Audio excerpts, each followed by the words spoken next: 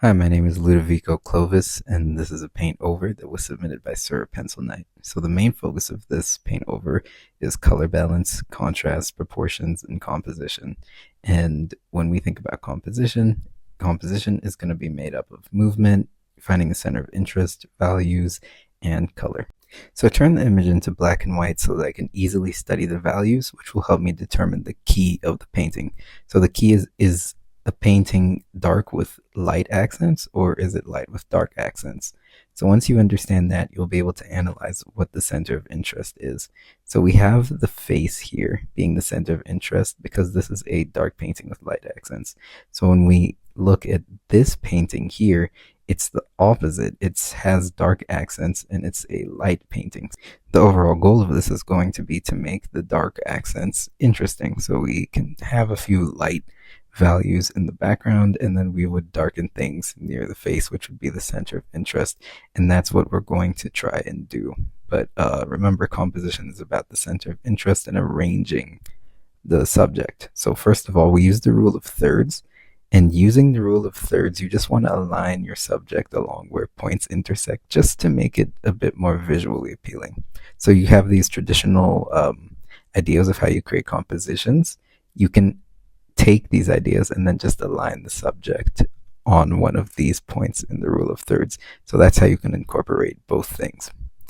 So what I'm doing here is I'm just creating a thumbnail sketch. I'm establishing the dark and light values and the overall idea of how I want the piece to go. So I've created this kind of diagonal movement, and I'm balancing my dark elements that are going to be the center of interest or the accent colors to create a movement towards the face, which is the point that has the most contrast. So you can create a center of interest by increasing the contrast and then incorporating the accent color there. So I'm just darkening her hair so that I can make her face lighter, and that's going to increase the contrast there when I make her eyes darker, as you see me doing there. So as I make her eyes darker, they start to stand out more because remember, dark colors are going to be our accent colors inside this piece. So dark hair is an accent because it has high contrast to the background, and then the dark eyes are also going to be the center of interest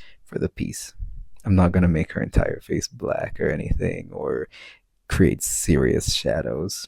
I'm just going to darken the eyes because I want those to be a focal point, and then I create these elements leading up to the face. So composition is about movement and then also balance. I'm using some colors that are already inside the composition and just darkening them or adding more saturation or contrast to them to lead the viewer towards the center of interest so that there's a journey that the viewer can take. And your compositions should work well from far away. So I consistently zoom out to see if the overall idea is good. And that's why I plan them inside a thumbnail kind of way. So you can just see that I'm creating that movement that guides the viewer's eye. Okay, so once you have the values correct inside your painting, we can move over to color. And color is going to be made up of saturation, hue, temperature, and value. And we need to contrast that. So remember how we had the key, which was dark versus light? We're going to have saturation versus desaturation. Hues are going to fight against their complementary colors. So if you learn color theory, colors opposite each other on the color wheel are complementary. And you can kind of play them off of each other and then dance between the colors that are nearby but not too far away. And you can use contrast, so red and green, to contrast each other. But as you're doing that, the same way that we had key where it was like a dark painting with light accents, you have to think about it the same way.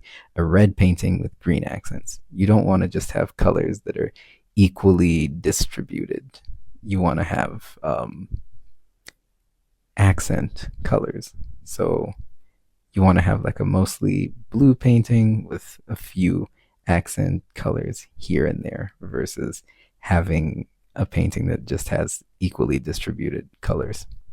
So then from there, there's a concept called color temperature. So every color has a warm and cold variant. As you can see with the blues, if you go a little bit greener, that's the warm, and if you go a little bit bluer, that's the blues. Then every color has a value inside it. So you can just turn your canvas to black and white to study that. Now, once again, we look at the colors that we have. Are they complementary? Yes. There's just this issue where we had this blue, which was a little bit too far away from green. So you see me editing it so that it actually aligns more with our colors that we have in place, because that's just way too blue. But if we desaturate it or just move it slightly towards green, it looks a little bit better. So that's using color theory in your compositions. And the other part is temperature, right? So we have these warm colors playing off of the cool colors, and our values are okay because we already established that during the thumbnail sketch. So that was great. Now I'm just playing with the saturation. So adding these values that are lighter and then more saturated than the colors around, just to add a little bit of splashes of saturation here and there. So now we can work on the proportion aspects. So proportions are like this. If you just have a feature, then it's okay. But when you zoom out, it looks weird because proportions are about relationships. So what we need to do is establish a baseline measurement. So if you draw an eye, you can take that distance and then start measuring everything with the same unit. So you see how many eyes apart something is. So there was a little bit of space there. So I'm going to do the exact same thing. I'm going to take the eye and use it as a measurement. So I can see that this eye is way too wide. On the reference, they didn't match. So that's how I use the eye unit. Another technique that I like to use is finding angles. So I'll find any angle and I'll try and match that angle in my painting. So what you're seeing here is what would actually be me holding up a pencil or something and finding the angle and then copying that angle over to my drawing. So I'm just ensuring that the angles are the same. I see a little bit of stuff poking out there, so I just erase where I see that the angles are off. So the next thing you need to do is find a way to measure the vertical height. So we had the width, and it would be really tedious to use the eye. So we need to look for a bigger unit. So I'm just going to try and find out how far apart her eyebrows are using the actual eyeball unit, right? I match that on my piece. So I correct the eyebrow. And then what I'm going to use is the distance from the bottom of the eye to the top of the eyebrow. And that becomes like a new measurement unit. So I'm going to use it like a quote unquote centimeter. So I take that and I quickly measure how many eyes high the piece is. And I start correcting things. So I noticed that her hairline was a little bit too high. At this point, I'm just working on a few things like the shading and just eyeballing a few of the other things. So I only measure when I can't figure stuff out. So I noticed that the nose was a little bit too low, and I had a few other things with the mouth position. So if you zoom in, here's another method.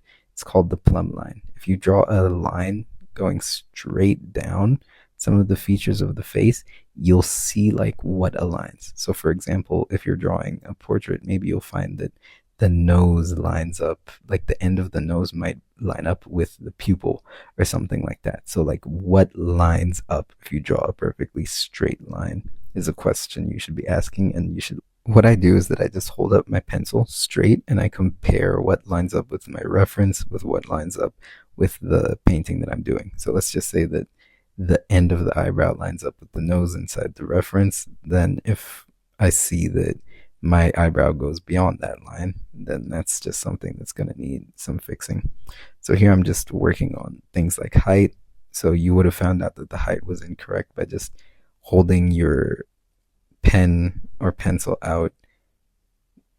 Is that vertically or horizontally? Yeah, holding it out horizontally and then seeing like what would have aligned. At this stage, pretty much everything is done. It's just now overall rendering technique, which is going to be like way too much for me to put inside this video. But yeah, I'm just refining some of the shading and things like that. just to make sure that the painting looks really cool, I guess. And the main things, the main takeaways that you want to have from this is play with contrast, play things off of each other as much as you can. Dark plays against light, saturated plays against desaturated, warm plays against cool, red plays against its complementary color, which is green, orange plays against blue, yellow plays against purple, and yeah, just continue doing things like that. Soft plays against hard, so when you're even crafting your edges, you want a hard shape against like a soft, blurred out shape to create something better. So overall, this is the paint over. The key takeaways from this video are: use the rule of thirds, establish movement towards your center of interest, plan out the piece using the thumbnail sketch, establish a measurement unit for values, and study. Good luck with everything.